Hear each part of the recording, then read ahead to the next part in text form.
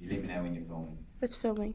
Okay, cool. So, in this black box down here, one of the major questions that you have to answer when you're looking at how social injustice has happened to one of the people in your group or the group that you're talking about is what personal, interpersonal and societal influences have made this injustice happen.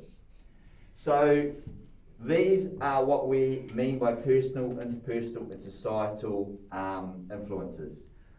I'm going to explain it by talking through a particular example that's happening right now. It happened yesterday, and it's really quite interesting because it is shown how a particular group in society, it's in Australia, but it affects New Zealand, is impacted by relationships and society. So here's an example. Manly Rugby League Club. Okay, so there's a round of rugby league called the Pride Week or Pride Round of Games. And what they do is the teams play games and they celebrate, it's to celebrate people in the who are transgender, lesbian, gay, whatever. Okay, because they recognise that a proportion of their fans identify not as either male or female, but identify in the LGBTIA plus community.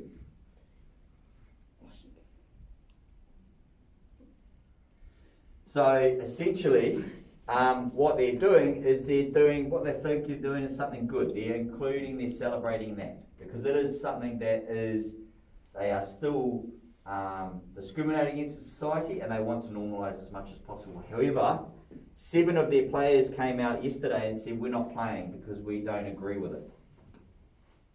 They're not going to wear the jersey because there's a jersey with a rainbow pattern on it. So you know that their colours are red or maroon and there's a couple of rainbow stripes on it. And they're refusing to do that based on religious belief and personal belief. All right? So let's have a look at this, how those players have come to make that decision, or may have come to make the decision. I don't know because I'm not them. But essentially, the personal factors is that they believe what? What might they believe based on their decision and their actions? What have they shown us? Ruby? It could be a part of their religion that they only believe in female or male or Cool. So they believe personally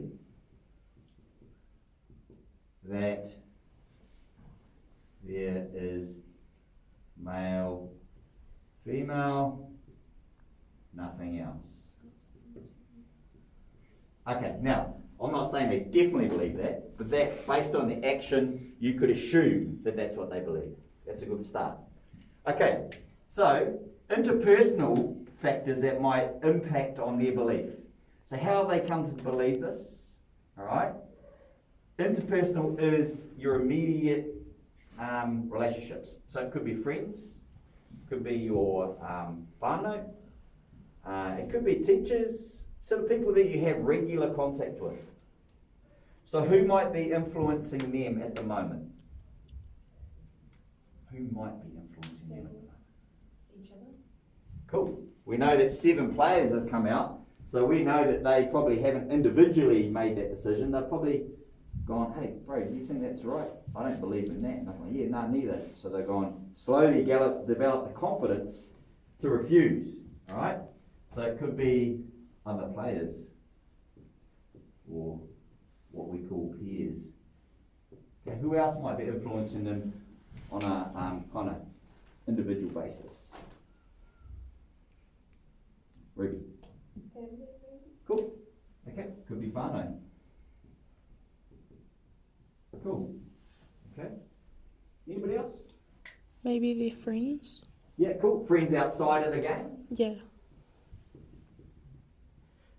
People tend to gather in common interest groups. like they have beliefs, shared beliefs. That's one of the ways we bind. So yeah, could be our friends. Yep. What about our society? What's in society that could be influencing them to believe that?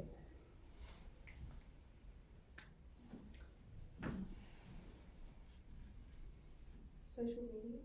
Cool. That's really good. Other people's actions. Okay, so when we say other people's actions, can you be specific? Like,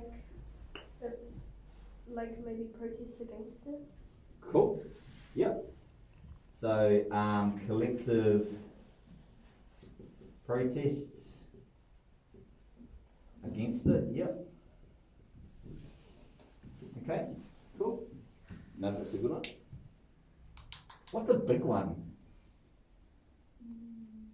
Maybe the government. Can you expand on that? I'm not saying you're wrong. Like, they make rules around it and, like, it may affect them because they can't do what they believe. It could do, but in this case here, is the government saying don't celebrate rainbow community? No. No, they're actually probably advocating for it to happen, right?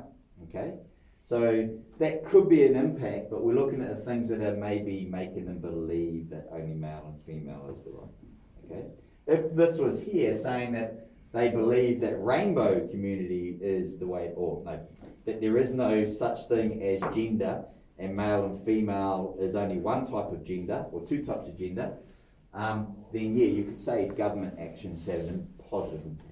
Yeah. Okay, one more. There's one more that's kind of really is quite a big one. Religion.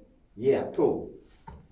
Now, please don't take this as me saying religion is bad. I'm just saying that generally, a lot of religions, and I don't know enough about all of them to make a real grand, sweeping, accurate statement, believe that there is male and female, nothing else. God created a male, God created a female to produce children. And nothing else really comes into it. And in fact, it's a sin if you are, in terms of religion, and once again, most religions or some religions, if you move outside of these genders and sexualities. Alright? So these guys have said it. Their religion has impacted on their decision. So to wrap this up, when you come to investigate what personal, interpersonal and societal influences have made the injustice happen, you think about the group or the person in here, you think about their immediate relationships, and then you think about wider society and what will be influencing that. He pātai? Okay, cool.